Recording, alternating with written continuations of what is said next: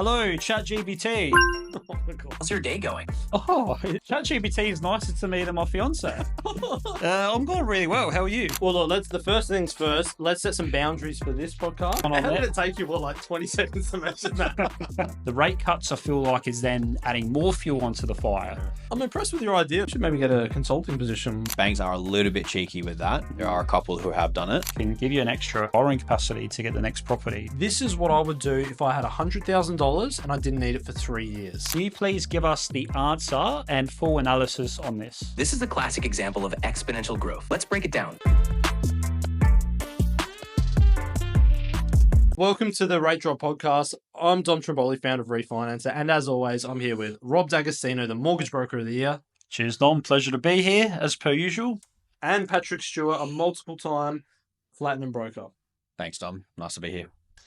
So, guys, our second podcast. How do we think the first one went? Went all right. I think all four of our viewers enjoyed their time.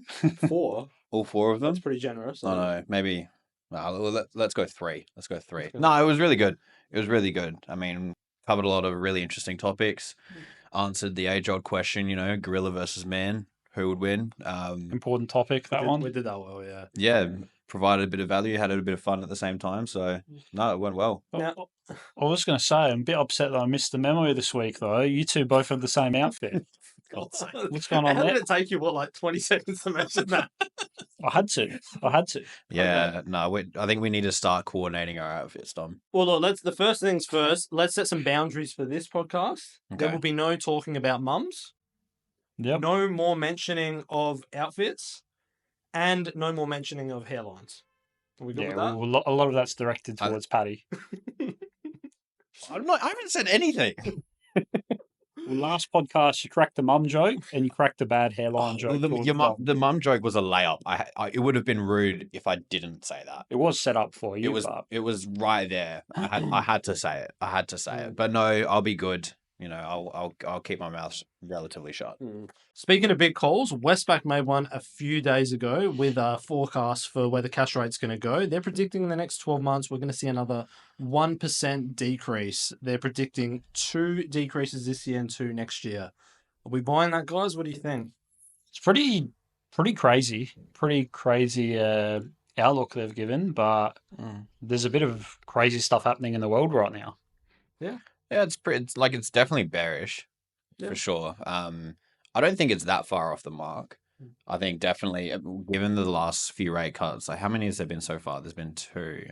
2 this year. 2 this year, yeah, 2 this year already. And inflation really hasn't, obviously it's been so like the time difference between that time lag between the rates, the RBA decreasing the rate and then also seeing that impact on the inflation is quite small, but it hasn't really made that much of an impact to inflation in terms of like that upward spike. No. So I don't think it's that far off. I don't think it's that unrealistic. It seems pretty much on trend. Like if we've seen 2 in the last 6 months, we're going to see 2 in the next 6 months, and then another 2 6 months after that. Yeah. So it seems in line with just the steadiness of inflation and the steadiness of rates dropping.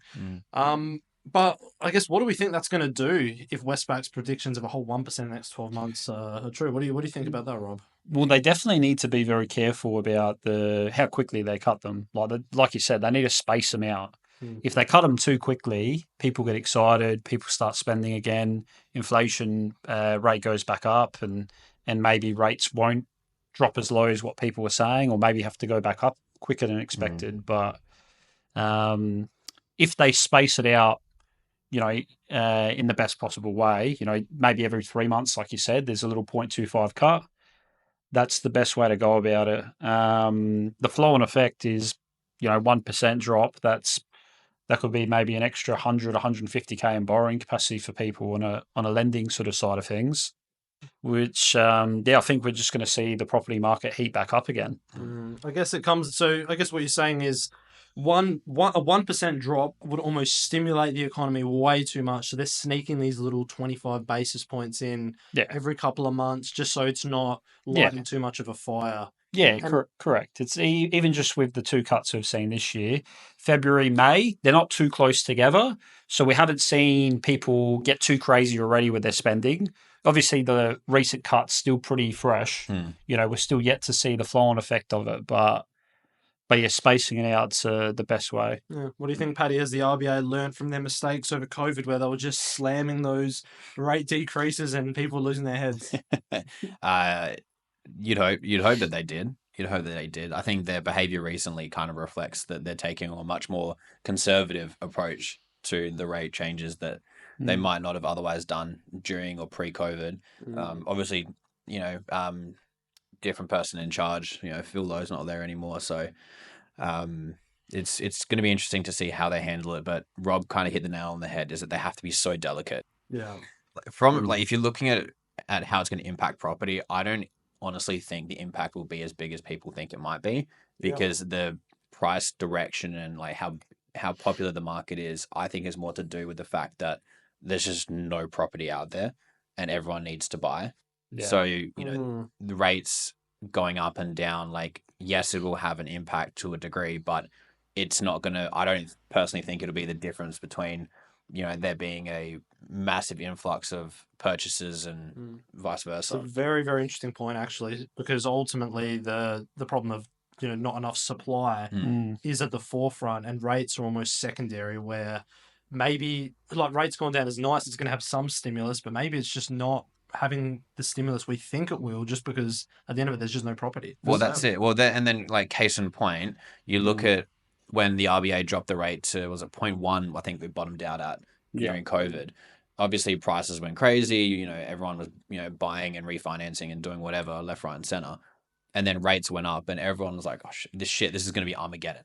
The property market's going to bottom out. It's going to go crazy. It's going to fall through the floor.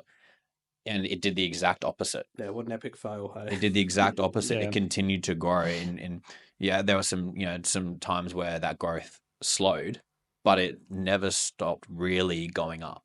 So you can kind of say, well, if rates went up, like cash rate went up, what, just over 4% in a few years, and that had very minimal impact on the growth of Australian property and how eager people are to buy. Can you really make the same argument that if rates go down and, do you know what I mean? It's what it really is there's, like Dom said, there's not enough property available for how many people are buying. And the other element to that is there's more fuel in the fire is you've got immigration. There's more people moving to Australia year on year. We just hit 27 million population apparently as well. How crazy is that? That's a lot of people.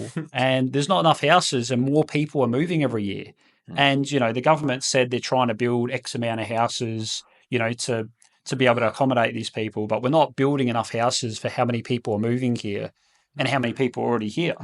The rate cuts, I feel like, is then adding more fuel onto the fire. So it's not the driver of the house prices going up, but it does, make it go up a little bit further. But the main driver is supply. Yeah, definitely. Like there definitely will be an impact. Yeah. My point is that the impact won't be as substantial as other people might think it is. That's what I'm trying to say. It's a super complex issue, really, and there's so many parts to it. The way I kind of almost look at it is really the RBA and the government dropped the ball by decreasing rates 4% during COVID. They almost did it like 6-7 years in advance. So it took 4 or 5 years just for the market to kind of catch up potentially. And that's why even with rates going up a little bit, it still had no effect. Yeah. I'm wondering now if it's finally equalized though, and rate drops will still have that stimulus. But it's as Rob's saying, with, people coming in, population growth, there's so many factors to it. It's hard to really predict. Yeah. We'll see what happens. I mean, the rate decreases don't just affect borrowers as well. They have an indirect effect on everyone. People who have high interest savings accounts, people like people who are renting as well. The landlord's not paying as much interest, so they were really quick to increase the rents during that time. Does the question come up that, do they bring them back down a bit to make the cost of living a bit easier? Like it indirectly impacts everyone. So it's going to be really interesting to see sort of what that impact is. And you hear a lot of stories about should we bring rent down, but the reality of it is if your property was worth $1 million and now it's worth $1.7 million, for you to have any return on that investment property, you can't, like, your rent has to almost go up in line with your property value in a sense as well. Yeah. Else why would you do it? Well, then that becomes more of an argument, like from a renter's perspective or a tenant's perspective is, okay, well, you gave me the reason for increasing my rent that mortgage costs were going up. It's becoming more expensive to hold the investment. So you did have to protect that return. Obviously, then you had to pass on the cost. Yeah. Now rates are coming down. That cost is also coming down. You not, that's their argument is, shouldn't you then bring the rates back down because you were so quick to pass on the increase? Why wouldn't you pass on the decrease? So that is a very delicate argument to make. There is a finance element to it as well in terms of your savvy investors that have multiple properties. If they're not putting their rents up on those properties in line with the market, that's borrowing capacity that they're actually losing to go for the next investment if buying another investment is their goal. Yeah. If you put up your rents in line with the market, those little increases across each property can give you an extra $50,000 to $100,000 in borrowing capacity to get the next property. So I guess it presents an argument, though, is the government trying to maybe dissuade people from having investment properties in the first place? Like, you'd love to see data on the percentage of properties owned by investors maybe 5 years ago to now.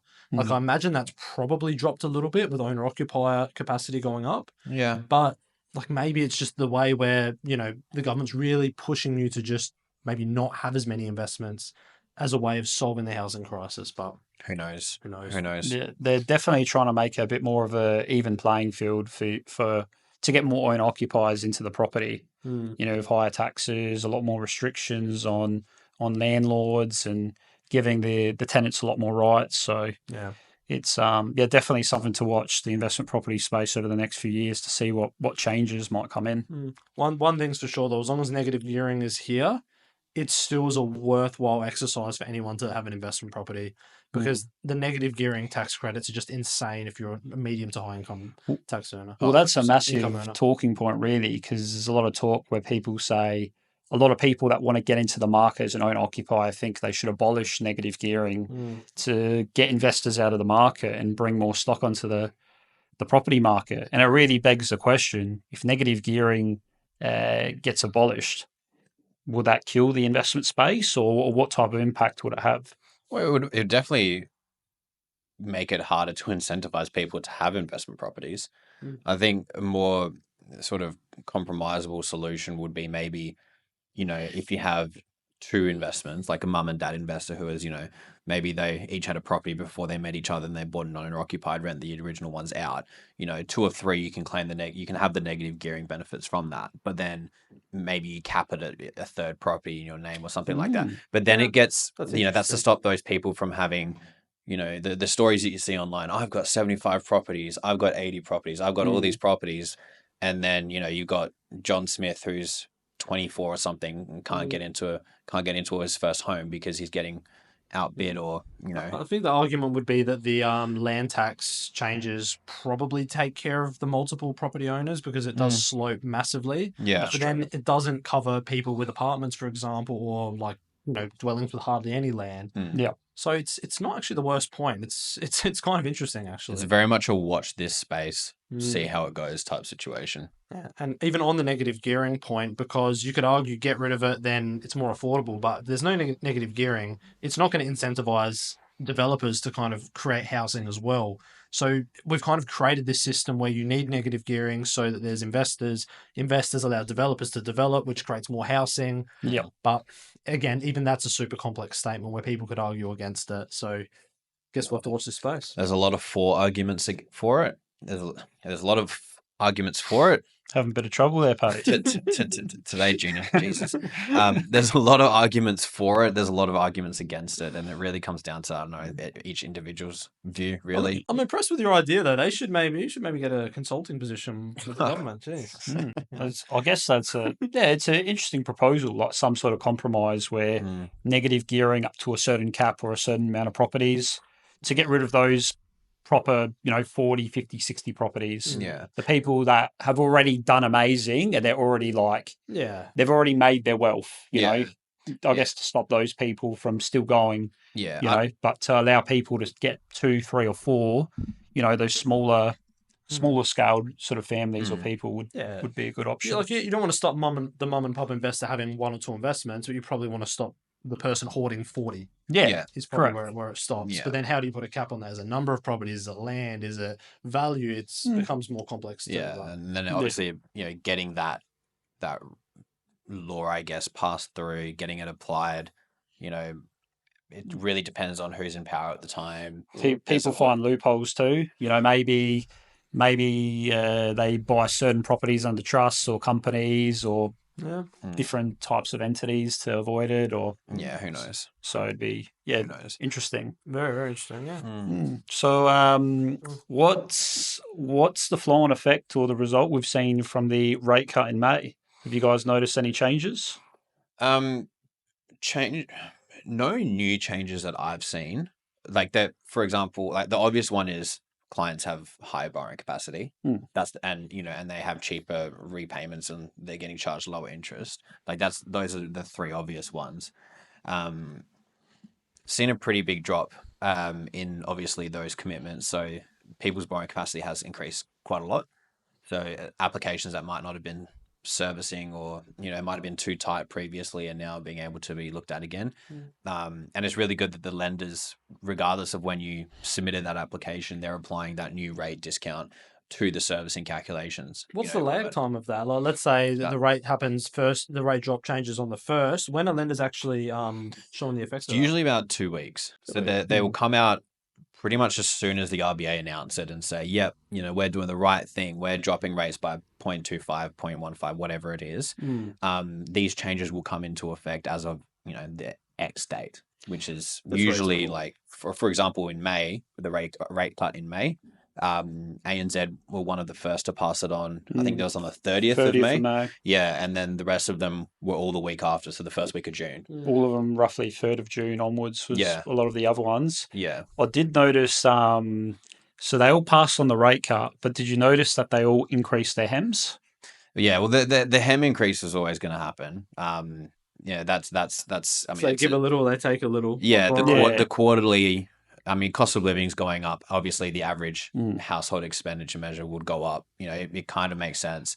My concern wouldn't be that. My concern would be they're decreasing the rate, but they're also decreasing the discount that they give to new customers as well. Yep. So existing customers can feel the full benefit of the 0.25, but a new customer coming in, they would say, yeah, we're going to pass on the 0.25, but we're actually going to decrease the discount that we're offering on the standard variable rate by 0.1.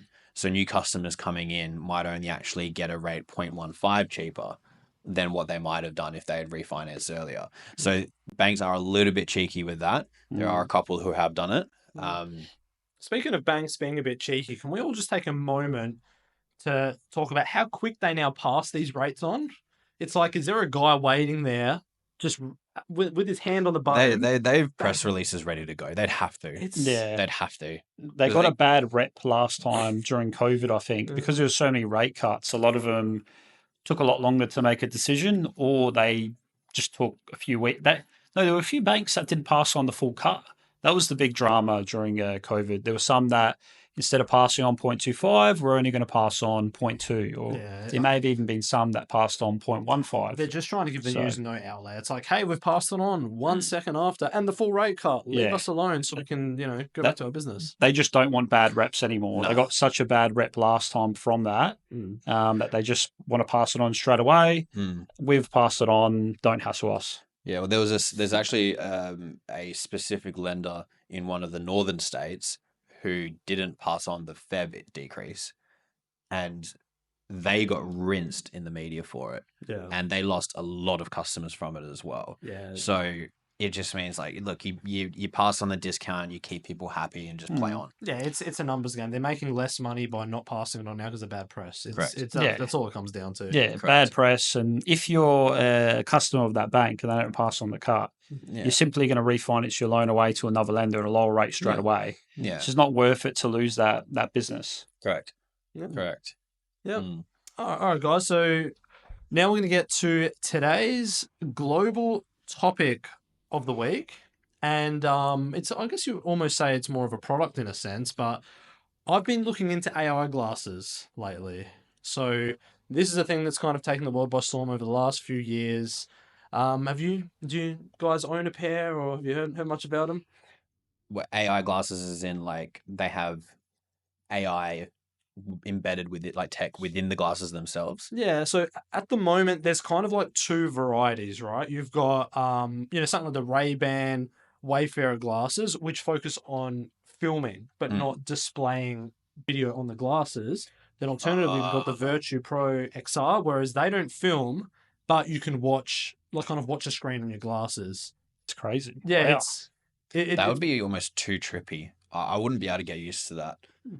Well, look, they're saying there's use. Like, the funny thing is, there's no perfect product yet. You have these two products that do kind of different things. If there was one product that did both of it, you've got $1 billion idea. And at the moment, the limitations, for example, the Ray-Ban glasses, where you can film in great quality, but you can only film for 3 minutes, and you can only film portrait. Yeah, okay. So, as you know, like if you're filming a YouTube video, portrait doesn't work. You want to film landscape. So when you say portrait, that's kind of like the same as an iPhone, how it's like it's thin but long. Exactly. Yeah, So it's really meant for social media, right? Because it's owned by Facebook Meta. So they as you can see where this has gone. So you film these little annoying limitations because, like, for example, I would have bought one for filming if we could do landscape, but what's the point? Can you give an example of when using those glasses would actually be useful? Oh, I guess it's probably it's not useful. That's the thing. It's like a luxury. You just pull out your phone. The only example I could think of that would be handy is if you're at like a concert, seeing a singer, instead of whipping out your phone to record the singer, you can actually hit that, actually just dance, enjoy the music, and you're not having got your phone out like everyone. That's the only example I can see. Shout. That's a great shout. The marketing is all about you won't miss a moment. The lag time between you provided it's 3 minutes long. Well, provided it's 3 minutes long and it's not too wide. Yeah. So what? After 3 minutes, you have to go stop recording and then start recording again. I'm unsure of that, but I know the battery I think handles like 20 minutes or so. The fuck? What's the point? 20 minutes of. Yeah, okay. So it's like. So, all right. So that renders your point obsolete then, because what kind of concert's 20 minutes long, right? Yeah, but imagine this. You've got you've got your baby with you, right? And you've got the glasses on, and he steps up for the first time and has that first step. And if your phone's over there, it's going to take you 15 seconds, but those glasses, bang, you've captured that moment as quickly as possible. I guess if you make that argument, it's yeah. But believe it or not, they're only, I think, like $359 though, so it's actually quite cheap for what you're getting, and there's no product against that. Now, counter to that product, there's there's the competitor, the Virtue Pro XR glasses. Now, this doesn't record at all, but you have the glasses on and you can watch like picture perfect, like videos and everything like that. Yeah. However, there is a limitation with this as well. You need a cord plugged in at all times at this point. So, well, it doesn't tick the important box of convenience. No, because who wants to carry a cord with them 24/7? But I don't see the value in that personally. Well, the marketing apparently is for you're on a plane, for example, and like, we're on a plane, and you're looking at the screen. It's small. You have those glasses on. You're plugged in. It's the ultimate portable viewing experience, as long as you're near a PowerPoint. Wouldn't it be bad for your eyes if the screen's right there in front of it? Like, is there any data about that or any information? You have to assume they would have to be, yeah. I mean, it's like Ray-Bans are doing it as one. They're like the glasses guys. So I guess, well, you also, it's not all that different to VR. Yeah, that's true. The Apple, what's the Apple's VR product called? The Meta Quest or no. Meta is that's Facebook. No. Apple had that big bug-looking thing for like 3,000 Australian or so, probably even more now because of Trump's tariffs. But that's VR. Yeah, and it's the same concept. It's just slightly smaller and a bit less of a eyesore. Yeah. Literally. It's not AI related, but I got absolutely ripped off recently for sunglasses. Oh no! So I'm going to go into a bit of a story here. You always get ripped off. Yeah, Rob. He does get ripped off. Rob getting ripped off. Well, it's like for the best broker. Yeah, I know. He's just got no clue. The funny part is I thought I was jagging the best deal, and it turned into me getting screwed over hard. Oh my god, let's hear it. So This will be a good. few weeks ago, I got into story mode. A few weeks ago, I had like a few headaches, but nothing major. My fiance said to me, "Why don't you go get an eye test at OPSM? It's completely free. They'll tell you if the headaches could be related to your eyes, if you need glasses." Sounds reasonable, yeah. Yeah. So I went there Sunday morning. The lady was lovely, really professional. I'd done all the tests. The result of the test was actually that my eyesight was quite good. Mm. It's like, oh, your eyes are really, really good. To be honest, you haven't got any issues at all. The headaches must be related to something else. At the end of the meeting, she said, oh, we did notice that super long distance. If I put one of these glasses on, I could see text, honestly, maybe like 5% better, but not better enough for it to be worthwhile. Oh, I see where this is going. And then at the end of the conversation, she said, if you want, you could get some sunglasses and your private health will probably put in $200. And I started thinking in my head, oh, that's wild. I can just pretty much use private health to pay for, 70, 80% of a pair of sunnies. And you wanted super long range eyesight for some reason? Well, When would you ever use it? Well, the thing is, you need to get it with the special glass or whatever put in. The prescription. Yeah, you need the prescription put in to get the sunglasses. It's not just normal sunnies. Right. So I was thinking, usually a pair of Ray-Bans I would buy might be $250, $300.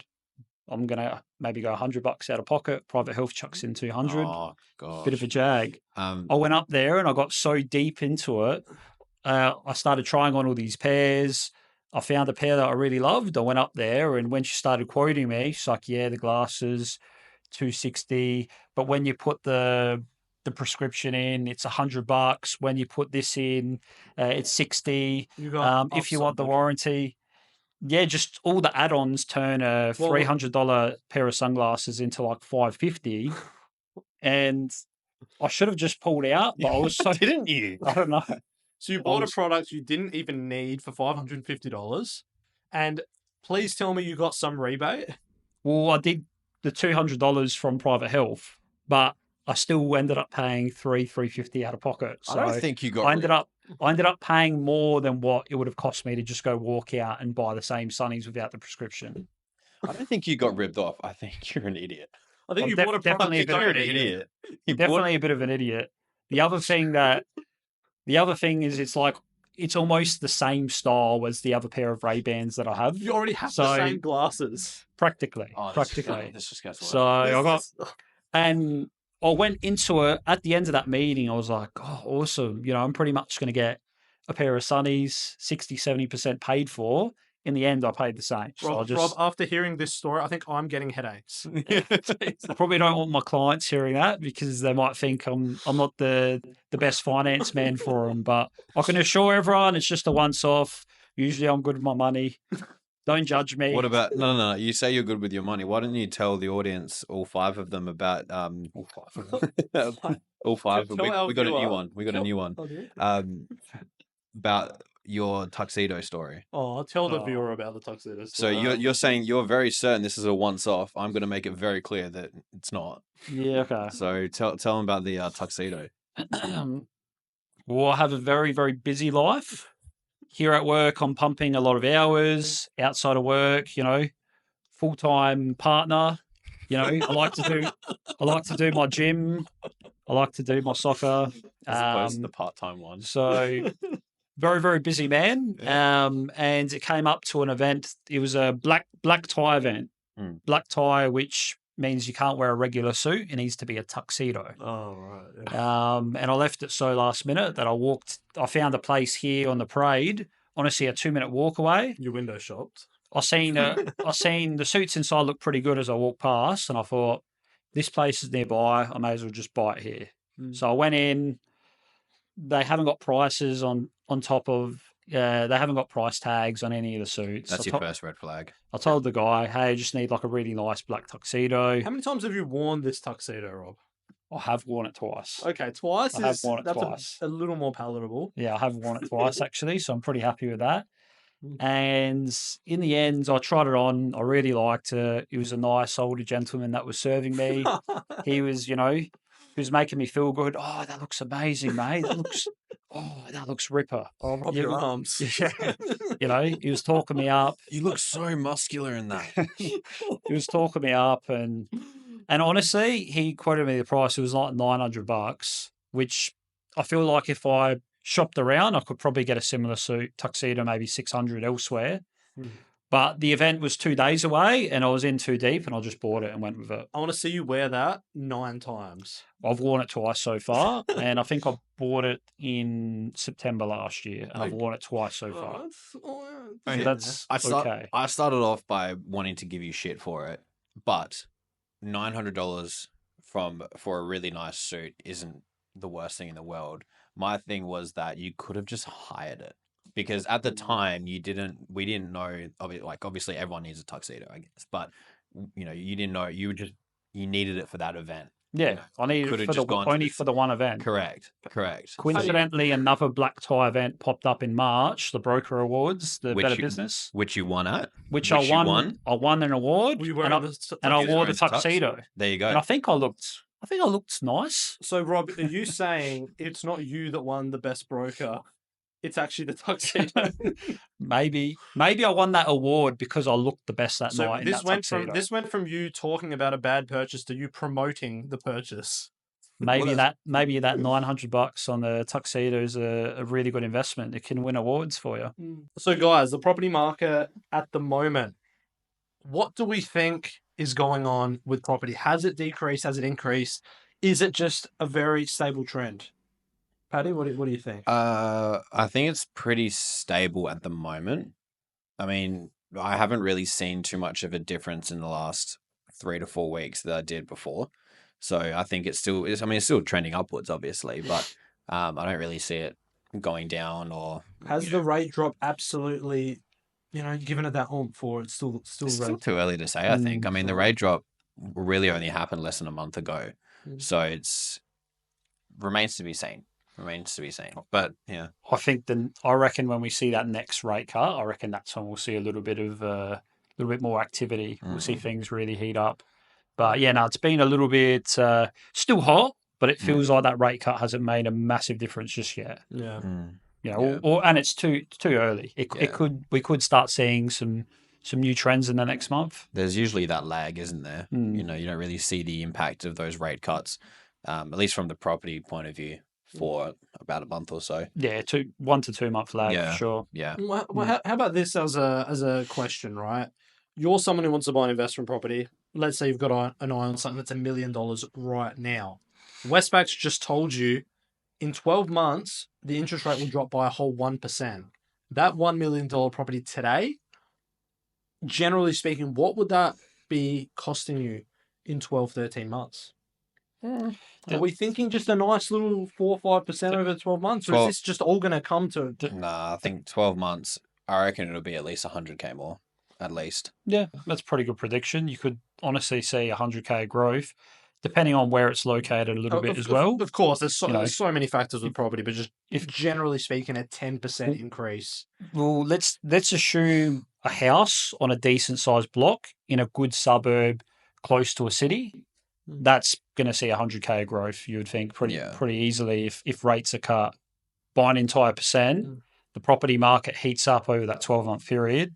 And we just keep facing this same issue where there's not enough stock available in the market. Yeah. Over 5 years, Australian property has increased annually by on average around 5.8%. Right? Now, that's all of the property. Yeah. And that is over 2 periods. One, obviously, with rates going down, but one with rates going up. Yeah. In the next 12 months, isolated, but rates go down by a whole percent. I think 10% is pretty prudent almost. It's very, very possible, especially that 5% you quoted. If you're saying all property types, that includes units, apartments, property types that generally only see a little bit of growth. So 5% on average across all property types is pretty crazy. Yeah. I had something pretty funny happening to my property last weekend. I had a problem that took me 15 hours to solve. That wasn't even a problem. Did you finally learn how to use the lawnmower? Come on, No. Paddy. He hasn't learned how to use that I yet. have a Sorry. guy that does that. Oh, Paddy. yeah. I'm sorry. Snob. No, I have a lawnmower. It doesn't see use. But have you guys ever looked at a water meter before? No, we have one, but I haven't looked at it. No. Okay, so once or twice, yeah. all right, so we've got a front garden, right? And the water bill was very high for the first quarter. Wouldn't have been if you mowed the lawn. Just saying. Anyway, Second quarter, I got a notice from SA Water. You've potentially got a leakage. You're using way too much water. And then I started freaking out as you do, thinking I've got a leak. So then I started doing some split testing. I flushed the toilet. Then I went to the water meter and it increased by 70. right. Liters. 70. Now, do you know how many liters a toilet should go up when it is flushed? How much? Between 3 to 6. Oh. So then I'm freaking out thinking, what is going on here? Like, we've got this new garden. Like, obviously that's using a bit more water. Then I did a split test with the shower. And in like a minute of shower use, it was like 300 liters. And I cannot work out what's going on here because I'm thinking, oh yeah, it's probably just the garden using a bit of things. But I'm like, why is the toilet using 70 liters? Why is the shower using everything like that? And so after 15 hours calling plumbers and just everything, I was just losing my mind. Then I thought about it. And I'm like, wait a minute. So then I got a 2-liter bottle of water. I got Lexi to go to the basin, and then I was at the water meter, so she filled up 2 liters. And then I looked at the water meter and it went up by 20. Oh my God. So that 70 wasn't liters. So 7. it turns out my water meter, for some reason, has 8 digits. The last digit being milliliter. The regular water meter has 7. Oh my God. So I'm thinking I'm using 10 times water on everything, and there's leakages all over the place, losing my mind, because it was unclear that the last unit was milliliters. So were the people from SA Water taking down the wrong figure then? Or were they charging you correctly? So Or? it just happens our garden is using that much water. Ah, okay. Okay. So the whole time it's just the garden and there's no leaks. But I spent 15 hours on this, all for a decimal point. What a waste of time. Almost worse than, I know we mentioned it last podcast, so I won't get stuck into it, but almost worse than all that time you guys put into the toilet paper analysis. Yeah. both- Toilet paper analysis deserves Hall of Fame status. All right. Oh, I can't believe we did that. Or maybe we can do a Tuxedo versus buyer versus hire analysis next for you, Rob. Yeah. Hey, well, based on the conversation earlier, that Tuxedo won me the award. Yeah. So Definitely. also could Definitely be wasn't your face, mate. could even be I won't quote names, but someone from Combank that's bold said, "If you kiss my head, it'll be good luck." And I did also kiss his head that night. So that's also another theory as to why I won. So you're saying your win is not down to your ability, your volume, your customer service. It's merely down to you kissing a bold man and having a nice suit. Possibly. On the Or forehead. they could be On the factors. forehead. Not on the forehead, right on the top of his bald head. Oh, all right. On his head then. Do you think bold guys have like a certain level of respect for each other that we, like us men with hair, will meet just? You're going to find out soon. I kind of asked for that one. But do you think there's like a brotherhood of bold people where they come together to you know? I don't know. There's something powerful about bald men. There's something powerful about them when you look at them. So I don't know what it is. They but look I cannot talk. They look intimidating, do they? maybe. Or Just there's that aura that they give off. yeah, I just wouldn't mess with a bold guy. well, Paddy, You know, Fair enough. Pat, if you had 2 suit salesmen trying to sell you a tuxedo, one was bold, one had a luscious head of hair, who are you buying off? Oh, that's tough. I feel like the bold yeah, the guys. bold- It's hard to say no to the bold guy. I think I'm buying off the bold man. Just you are. because, yeah. I think I am because Yeah. because he's got a disadvantage, doesn't he? So he's working hard. He's doing better, right? Yeah. If you want to call being bold a disadvantage in the first place, right? But if they're more powerful, based on what we're saying now, then is it really a disadvantage? You gotta rub the bald head. You gotta rub the bald head That's for good 3D luck. chess.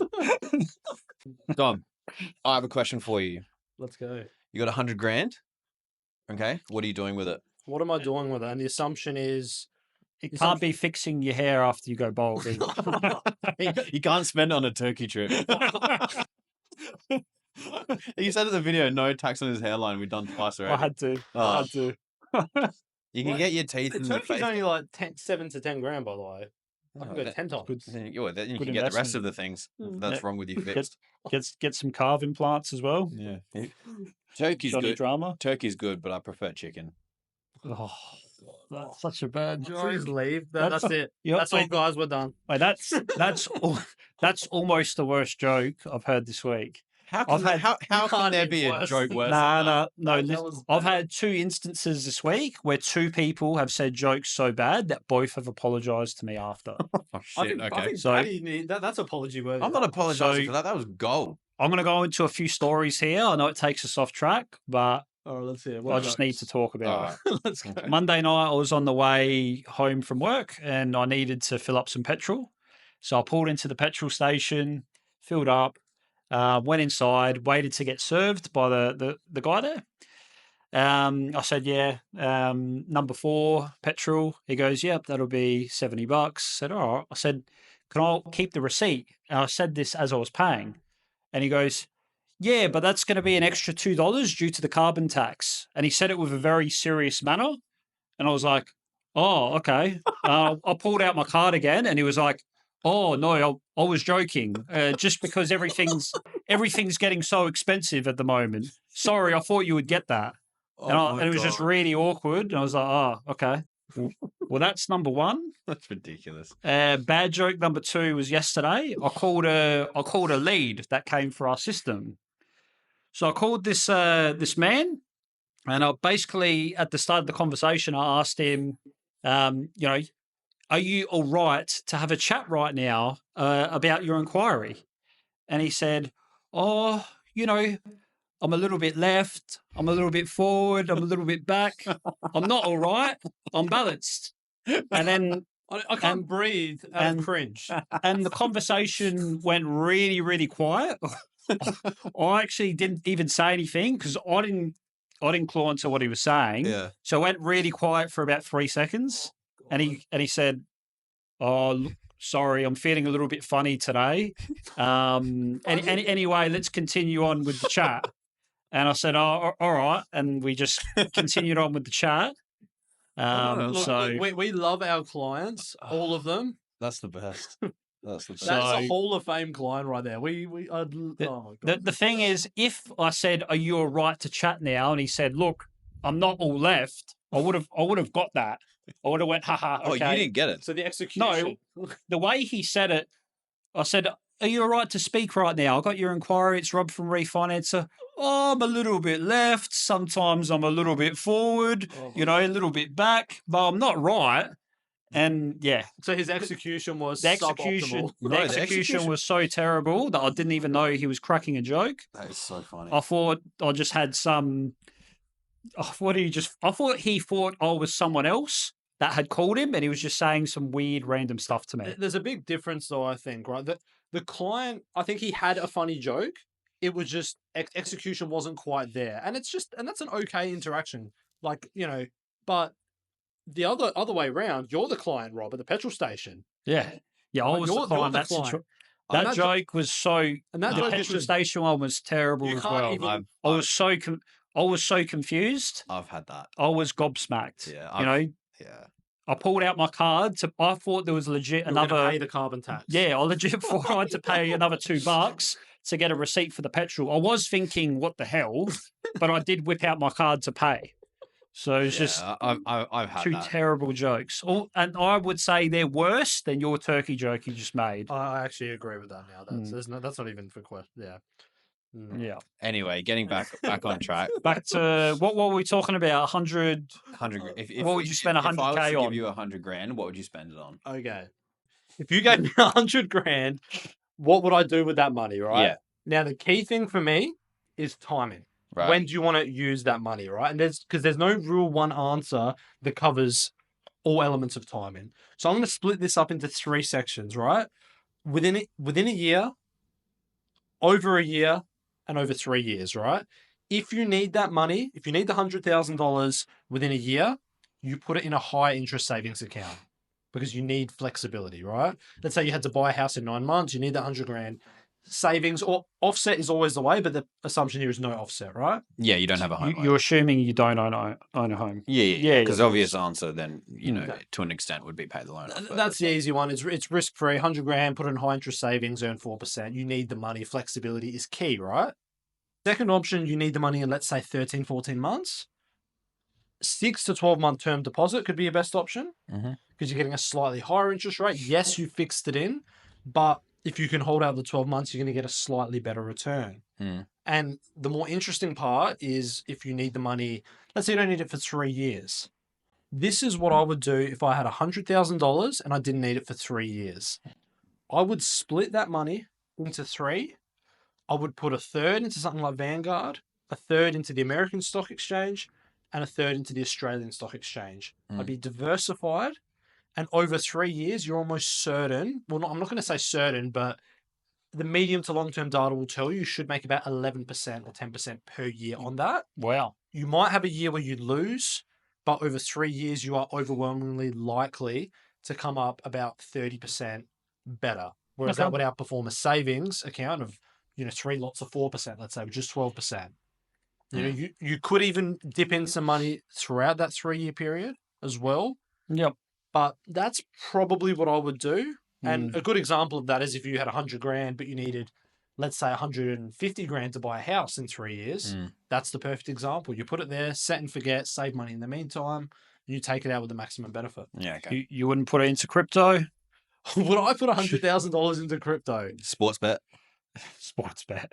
I would rather pay $100,000 $2 in carbon tax than put $100,000 into crypto. It's a safe sports bet. Just keep betting on Colton to lose. Yeah, that's it. As a supporter, that's what's been happening lately. But hopefully we can start getting a few wins. But that would be a bit of a sure thing return. Good return on that one. But or on your side, Richmond. Just do a multi-bet, Richmond and Colton. Maybe even Chuck Port in. All 3 of our teams are shit at the moment. We really follow the 3 worst teams in the league. It seems a bit like that at the moment. Yeah, at the moment, right now it is, yeah. I mean, let's just be grateful none of us support West Coast. Hey, look, at least I've got Paddy Cripps. Paddy Cripps, 3 points. 3 points, Paddy Cripps. He's watched 1 year of the Brownlow and now he's an expert. That's it. Watching footy for a couple of years and now I'm an expert. That's it. Rob does footy. So I've got a question for you, Rob. Yep. I've been hearing around the office there's a product where you can get owner-occupier rates not only on your home, but also on your investment property. Is this true? This is true. It's a special policy called predominant pricing with a certain lender that we have access to. It is a bit niche. There is a little bit of a criteria that needs to be met to qualify for it. The owner-occupier loan needs to be higher than the investment loan. So, for example, if your owner-occupier loan $600,000 and your investment loan's $500,000, you would qualify in that example for owner-occupier rates across both loans under this predominant pricing. But if it was the other way around and the investment was a higher balance, you wouldn't be able to qualify. It's probably a coin flip, really, because you'd get both scenarios a lot. You'd get, because people obviously would want to have less of an owner-occupier loan and a high investment loan for tax purposes. Yep. But you might get the other way around, at the start of someone's journey to do that as well. Yeah. Yep. Yeah. It's a good one. It's a bit niche, but if you're happy to pay P&I on both loans, pretty happy with your portfolio, not looking to do anything, then it's definitely one to take advantage of. Yeah. I've got a little bit of a finance question for both of you. Oh. Not really home loans related, but finance related. Okay. And the only thing though, the only condition is you have to pretty much give me an instant answer because I don't want you both to try do the analysis of it because that's kind of cheating. Oh, jeez. I want to get both your answers and then we'll do the analysis after. These quick answer questions never end well. I'm actually not very smart with quick answers. You're not smart at all, though. All right. I think about my stuff. All right, you both ready? Yeah. So I'll ask you both the question at the same time. So would you rather I give you both $2 million right now up front, or for an entire month, 31-day month, you start with 1 cent and it doubles every single day up to the 31st day. Okay, I'll take the doubling one because I know what you're asking. Okay. I'm from what I heard, I'm going to say I'd rather 2 million up front because you're saying 1 cent every day. So the second day you're getting 2 cents. No. It doubles. Yeah. It's 1 cent the first day, but every single So day it, your like- balance doubles. Yeah, so it's like 1 cent, 2 cent, 4 cent, Oh. 8 cent. I'm going to go with the. I'm not doing that math. I'm just going to say the 2 million up front. I'm doing the other one. Have one of you got your phone on you? Let's do the. Can you ask ChatGPT to give us the answer? Can you speak to ChatGPT yet? You can. Yeah, you can. You can. I don't know how to do that. Can someone do that? Just type it out. Okay. I've got all my. So if I had 1 cent, Oh. and every Just day. say what is 1 What? cent doubled over. Whoa, wait. I've got that set up. Give me a sec. I want to hear someone dictate ChatGPT because this is a game changer. Right, there's a way. Here we go. Just bear with us, viewer. We're just having some technical difficulty. I did figure out how to do this the other day. Oh, here we go. Hello, ChatGPT. Oh my god, it's not a person. Hey there, how's it going? What can I help you with today? Hi, how's your day going? Oh, ChatGPT is nicer to me than my fiance. I'm going really well. How are you? Oh, love you, Manette. Nice to meet you. I'm glad to hear that. What's on your mind today? I'm going to ask you a finance scenario, ChatGPT. So, someone can either take $2 million up front or 1 cent, but that 1 cent doubles every single day for a month, 31 days. Can you please give us the answer and full analysis on this? Sure, this is a classic example of exponential growth. Let's break it down. Option 1, $2 million up front. 2, option 2, starting with 1 cent that doubles every day for 31 days. Wow. Let's calculate the amount for option 2. On day 1, 0.01. On day 2, 0.04, No. and so on. Okay. The formula for the amount on day number n is n cap of 0.01 times 2 power of 9. That means the amount will be 8.2 billion.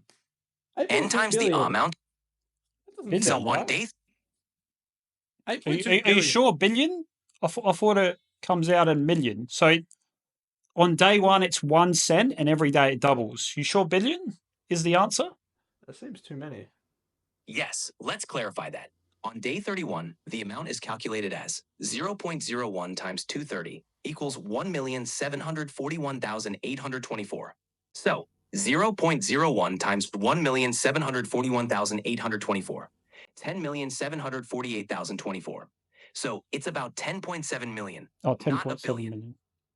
Yeah, cool. Okay, so 10.7 billion. So 10.7 billion is if you go down the 1 cent in day 1 option, which is the clear winner.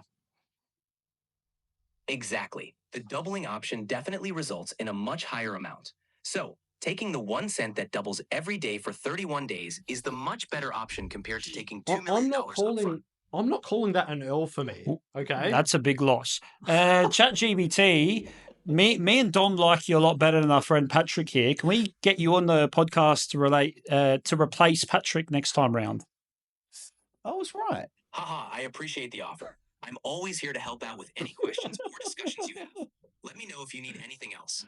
I love how ChatGPT's got a sense of humor. Ha ha. Ha ha. It's so nice. I want to I don't know. That's pretty cool, hey? Yeah, it's cool. But look, yes, Okay. maybe I was wrong, but would anyone have gambled that really? Well, Like, no one's doing that. Yeah, math. you double the money. No, but if it was a real question, if someone had the money and then said that scenario and said you have 5 seconds to answer, He just did. yeah, but so you would. No, but but you were that's wrong. certain. I was wrong. Sure, You were wrong. I was wrong. the only way you win with the 2 million is if some reason you need that money straight away. Yeah, but But imagine. that's not the question. Yeah, but I know. Were you really certain that 1 cent, that scenario, were you certain that would have eclipsed 2 million? Were you that certain of it? No, when I first I've heard heard the question before. Oh, well, there you when, go. when I first heard that, I thought maybe the 2 million. Surely starting with the 1 cent doubling's not going to get there, but it gets there. I will accept defeat, but I am not ashamed of my answer. It's not. You didn't give a bad You answer. should be It's ashamed just- because you're wrong. well, like you said, Paddy only knew to go with option B because he had heard that before. Yeah, he's cheating. Yeah, he's a Paddy's cheater. He's a cheater. That's what he is. No, I'm not cheating. But anyway, That doesn't matter anyway. ChatGPT is replacing your next podcast. So. Yeah, that's it. That's it. that's all right. At least I don't have to look at your faces anymore. Oh. ChatGPT can deal with Dom's receding headline. The boundaries at the start. Sorry. Boundaries. Sorry. Well, there's probably another reason why we actually want to get rid of you, Paddy, to be honest. What? Do you remember what happened last time we were all on a plane together? What? What, that Rob thought my leg was his leg, or what? Okay, so for context, we were flying, was it to Darwin? Yeah. Was it Darwin? Was I it think the was first? Darwin, yeah. Because there was a Port Douglas one and there was a Darwin Yeah, it was one. Darwin. It Yeah. was a Darwin. I think it was Darwin. We're all flying to Darwin. We all had a very nice flight, except for Patrick over here. He had a very big problem with the flight, and it really sparked a bit of debate. And look, I know what you're talking about. And look, it wasn't turbulence. It was something. It wasn't a crying baby. No. What was it, Paddy? Would you like to tell the viewer what your problem was? Yeah, the person in front of me put their seat back. Ooh. Yeah, but it's a plane. Yeah, but it's a domestic flight. That is not overnight. Why are you putting your seat back? See, and this is okay. So this is how long did we talk about this for? Because we got actually pretty heated, and it gets me red hot. Like it actually makes me like plane seat etiquette. This is big. It's huge. It's a big topic. It's huge. Okay. Can you just not accept that you're wrong? I'm not wrong though. Wait, so you think the person can put their seat back? His answer of seat cannot go back has no limitations. Yeah, but what are the rules? Seat can't go. Is it whether it's domestic or international, No or is it the time of the flight? It's both. It's both. But also, if you put your seat back, for any sort of domestic flight, like yes, Australia is quite big, but what's the longest flight in Australia? What, 5-6 hours? That would be one of the biggest. That was probably that might have been a 3 to 4 hour flight. 4 hours. Yeah, Perth. All right, whatever. Like the Brisbane to Perth, I imagine what is like 5-6 hours. Yeah, that would have to be a long flight. Again, and just to be clear, there are no rules about this. Like this is not one of those like textbook etiquette. things. It's etiquette. Yeah, it's etiquette. Don't put your seat back. Don't put your seat back. Okay, so I'm. All right. Yeah, but you're a man. But you're a man with big legs. Wouldn't you be getting stitched up if they put the seat back? Yes, they'd be squishing your long legs, your spider. Right, I'm on a plane, right? I'm on a 15-hour flight overnight, and I'm not putting my seat back. You're saying I'm in the wrong. No, that's what you're saying. No. Luckily, we are recording this, so I can refer back to what I just mentioned, and Nico will clip the point where I said, if it's overnight or if it's international, then it's okay. If it's domestic, absolutely no shot. Oh, so you've slipped in international now too? It's always been international. No, you never said that the first time. It's always international. That's a slip in. That is a slip in. You're a dirty man. International is a no-brainer. International, you can put the seat back. Thank you. Rob, let me refer you back to that annoying as hell day. He was not. The international. It was annoying where we butted heads. It was annoying because you couldn't comprehend the fact that it's not okay. It's not acceptable, which is why to this day, will never, ever sit behind you on a plane because I know either out of spite or general comfort, you're just going to do it. You know what? Yeah, screw Paddy. Bang. Okay. And I'm going to be unhappy for the flight. I'm flying to New Zealand and it's 6 a.m. That's about, I reckon that's a 5-hour flight here from Adelaide. No, actually, I'm in Perth. I'm flying to New Zealand. Oh, nah. Well, that's an international. Yes, it is. Yeah. Yeah, but I'm telling you, overnight. He's flip-flopped on the international. I haven't. He's a flip-flopper. I haven't. Look, I can understand international, like short international flights. You didn't answer the question, Paddy. I'm answering it now. Don't ask me a question. It's getting too technical. Man, I'm gonna. It's getting way too technical. So you're saying because what's the closest state to New Zealand? Victoria or Sydney? Well, it's got to be one of them. Not New South Wales. Yes. You know what I mean? New South Wales. Sydney's the state. Yeah, well done, Rob. You know what I mean? Probably Sydney or Brisbane, right? All right. So yeah. So is there a difference whether you can put your seat back flying from Sydney to New Zealand or from Perth to New Zealand? Well, I want to hear a yes or no answer. I think it's acceptable. I'm going to stick to my guns. So you from Sydney, from anywhere, because it's international. If it's an international flight, the plane's usually a bit bigger. Wait, but it's during the day. Does that change? Does that change anything? Whether it's night or day? Look, for the simple fact that I'm really stubborn, it doesn't change anything. Okay, so I'm in Barcelona and I'm flying to Nice, which is 1 hour. And it's during the day. Oh, come on. No, you're doing no. You be a man who has some goalposts. All right. But does it change if you're in Europe or if you're in different continents? Well, can't you walk from Barcelona to Nice, basically? You didn't, again. Okay, let me rephrase. Can I put my seat back from Barcelona to Nice on a plane? No. But it's international. You've established you can do that now. Oh, they're international planes, though. When you fly around Europe, it's like the same as like a Jetstar plane. Like it's all small and all budget stuff. Look, and you get it that we're getting away from the simple fact that it's all about etiquette. Okay, it's circumstantial, it's situational, right? So I'm of the argument that any sort of domestic flight within Australia, are you happy with that? Within Australia, you should not be putting your seat back. Like my mate was on the flight from Adelaide to Melbourne, and someone put their seat back, which I think is absolutely diabolical. 1 hour flight. You don't put your seat back for one. You don't put your seat back for anything. No less. way you put your seat back for Adelaide to Melbourne. Let me make this simple. No way. The flight is over 2 hours. I don't care if it's international. I don't care if it's night or day. Over 2 hours, seat back is okay. No. Oh, so you reckon it's time frame based? If it's more, just time frame. If it's more than what, you can't sit up straight for 4 hours? I think 2 hours. No, I reckon if I was to go time frame based, I reckon 3.5 hours is like the cutoff. I want because after like 3.5 hours, you're in that spot. You want to put your seat back and relax. You know, look, 3 hours, the person behind can just suck it up. Well, he doesn't hours. agree with you. I don't agree with you. Yeah, no. Bottom line is, you guys are wrong. I'm right.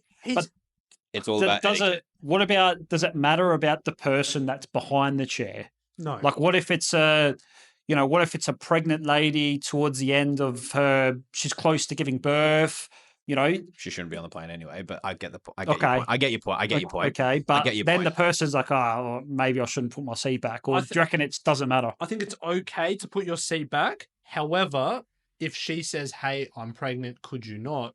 Yeah. I then think it's reasonable to put it back up. That is the only exception besides maybe a sickness. Yeah, if the person, any reasonable person will put the seat back up. Yeah. Yeah, but obviously that would be assuming you didn't obviously see that she was pregnant before. I think it's okay to do it initially because you cannot be expected to know the profile of who's behind you. But when they then ask you with the reasoning of, I am pregnant or sick, and I guess then it's how pregnant and how sick. Then I'm 7 foot. Just don't put your seat back unless it's an overnight flight or you're going international. I think it's clear cut. So I'm flying Barcelona to Nice at 10 p.m. International outside of Australia.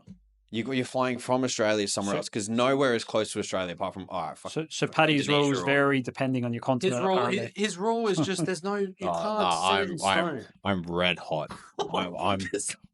I'm not happy, Dom. You give me a statement. You're all over the place with your rules. I'm not all over the place. Keep saying different things. You guys are just gaslighting me for the pure point of gaslighting. Here's a man. His answers are emotional. He was angry on that. So you would be okay on a 4-hour flight if in a plane that is like, small plane, you'd be okay if someone put their seat back. 4 hours acceptable? Yes. Absolutely not. Fine for me. No. I think code. I think shoe on the other foot. If you were in that seat, you would have the same reaction that I had, and I'll stand by it and screw you both. I think you were just being a little baby on the Darwin flight. I was not being a little baby. This is a whole nother topic. You're both babies. All right, guys. Well, look, we're gonna have to just agree to disagree on this one. It's a vast, complicated question, and there might be a part 2, maybe. It's vast and complicated because you're an idiot. For any viewers watching, please feel free to comment on this video and let us know your thoughts on the airplane situation. Don't mean viewer, Rob. Seat back or seat up. Seat back or seat up. Or seat back acceptable or not. I say viewers, under what conditions? When I say viewers, I mean just myself, just rewatching the podcast multiple times to get the views up. Yeah. Future Rob. Well, that's it, guys. Well, look, we're nearly out of time, so we're going to end with a rate prediction because we've got another RBA meeting in July. We probably won't have another podcast before then. Yeah. Let's have a prediction. What do we think is going to happen, Rob? Well, the big thing this links to is politics really is the key, and economics are the big things that this links to. There's a lot of uncertainty in the world at the moment still. there are people doing it tough. I don't know, but is it too close to the rate cut we've just seen? That's the big You got to lock question. something in, mate. You So I think they meet in July and August. They do. Does that sound right? That's correct. Well, my prediction would maybe be a hold in July and possible cut in August. Okay. Paddy? I think that they're going to be a bit more conservative, and I think that there'll be a cut in the meeting after the August one. I think they'll hold for 2 months to see how 2 cuts play out. Yep. And then do it based off of that. Yep. To be honest, I was probably going to go with Rob and say there's an August cut, but just to spice things up, I'm going to say there's going to be a cut in July. I think it's honestly a coin flip between July and August. There won't be both, but one will happen. There's a lot of crazy stuff happening overseas right now, and that just the uncertainty of that does happen to play a really big part with things that happen in this country, surprisingly. Very, very hard to predict. Yeah. So. Yeah. So to end, guys, if you've watched this whole podcast, I think we've gone way over time. And if we have more than a viewer, what we're going to do, if you've come this far, if you like, subscribe and comment, maybe answer the airplane thing or some other crazy thing we talked about, and you go forward with a refinance or purchase, there is a $200 additional gift card for you at your place of choice. And so if Rob or Paddy look after you with a refinance or purchase, and you've done those things, like, comment, subscribe, because we need it a lot, then you're going to get $200 on settlement as well. You guys happy with that? Very. Pretty good. Definitely want to get $200. We definitely want to see some comments about the airplane situation.